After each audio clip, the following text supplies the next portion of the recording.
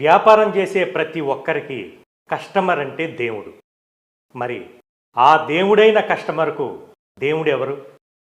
ఏ వ్యాపారంలో ఎలా ఉన్నా రియల్ ఎస్టేట్లో మాత్రం కస్టమర్లకు మార్కెటింగ్ అసోసియేటే దేవుడు. వినడానికి కొత్తగా ఉన్నా ఇది వాస్తవం.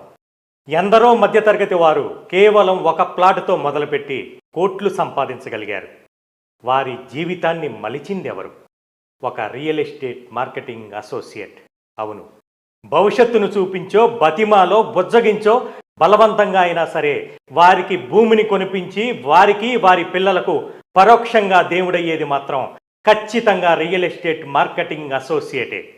ఈరోజు కోటీశ్వర్ల జాబితాలో ఉన్న వారంతా ఎవరో ఒక రియల్ ఎస్టేట్ అసోసియేట్ బలవంతాన ఒకప్పుడు భూమిని కొనిపించబట్టే వారు ఇప్పుడు ఆ స్థాయిలో ఉన్నారు.